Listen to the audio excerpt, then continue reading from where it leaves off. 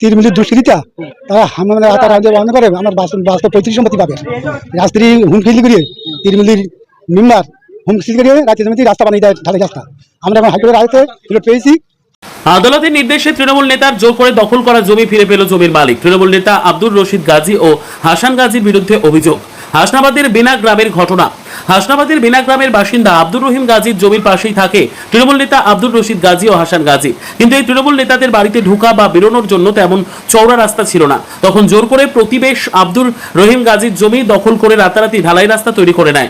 আব্দুর রহিম গাজী পরিবার বাধা দিতে আসলে তাদেরকে মারধর করা হয়, এমনকি মহিলাদেরকেও মারধর করা হয়। এরপর সমস্যার সমাধান না হওয়ায় অবশেষে আব্দুর রহিম গাজী আদালতের দ্বারস্থ হয়। এবার আদালতের নির্দেশে সেই ঢালাই রাস্তা ভেঙে আব্দুর রহিম গাজীর জায়গা তাকে ফিরিয়ে দেওয়া হচ্ছে। ঘটনাস্থলে হাসনাবাদ থানার পুলিশ। যদিও এই বিষয়ে যাদের বিরুদ্ধে অভিযোগ সেই আব্দুর রশিদ গাজী ও হাসান গাজী বাড়িতে না থাকায় তাদের কোনো প্রতিক্রিয়া পাওয়া যায়নি। তৃণমূলের দুষ্কৃতী আব্দুর রশিদ গাজী, হাসান গাজী জোর করে আমার জায়গার উপর দিয়ে রাস্তা করেছিল, ও দখল করে নেওয়ার চেষ্টা করছিল। তখন প্রশাসন হাইকোর্টে গিয়েছিলাম, হাইকোর্টের অর্ডারে ভাঙার অর্ডার পেয়েছি। এখন প্রশাসনের আসার পর ওরা পালিয়ে গেছে, আমরা এটা প্রশাসন দিয়ে ভেঙে নিচ্ছি। কারো দখল করে নিয়েছিল? তৃণমূলের দুষ্কৃতীরা।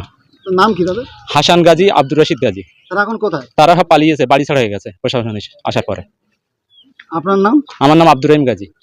আমাদের এখানে আবুল কালাম নামক এক সন্ত্রাসী মেম্বার, যে কোনো তৃণমূল পার্টির মেম্বার, যে কোনোদিন সংবিধান বিষয় বলে কোনো জ্ঞানকাণ্ড রাখে না।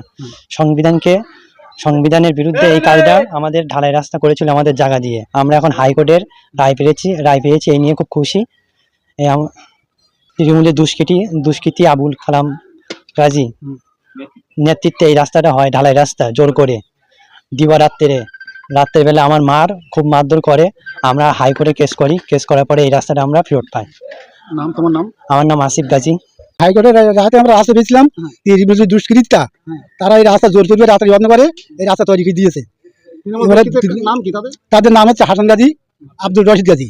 এরাই রাস্তাটা রাতারাতি পাঠিয়ে ধরিয়ে রাস্তা তৈরি করে নিয়েছে। আমার বৌমা আমার ছেলেকে মারধর করেছে, মেরে হসপিটাল পাঠিয়েছিল। তারা এখন বাড়িতে পালাইয়েছে। আমরা এখন রাস্তা হাইকোর্টের রায় শুনে আমরা এখন রাস্তা পেয়েছি ফিরে, আমরা এখন খুব খুশিতে আছি। আপনার নাম? আমার নাম আব্দুল মাজিদ গাজী। আজকে যে রাস্তাটা আজকে ভাঙা হচ্ছে মহামান্য হাইকোর্ট এবং বিডিও সাহেবের নির্দেশক্রমে, আপনারা সবাই জানেন 2023 থেকে 2026 টোটাল পাটলিখানপুরে তৃণমূলের একদল দুষ্কৃতী তারা সন্ত্রাসী রাজত্ব তারা করেছিল।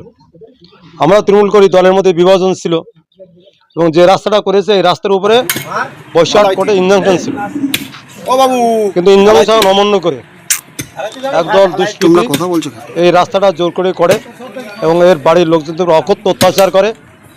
এবং আমি ওকে সঙ্গে নিয়ে কলকাতা হাইকোর্টে মামলা লড়ি। ও আমার খুব কাছের লোক ছিল এবং কলকাতা হাইকোর্ট নির্দেশ দিয়েছেন West Bengal panchayat act 1973 section 44 অনুযায়ী। তারপরে বিরোধীরা তদন্ত করে রাস্তাটা রেখেছে, বাঙালি নির্দেশ দিয়েছেন। আজকে রাস্তা ভাঙা হচ্ছে। আমার নাম আব্দুর রহিম গাজী।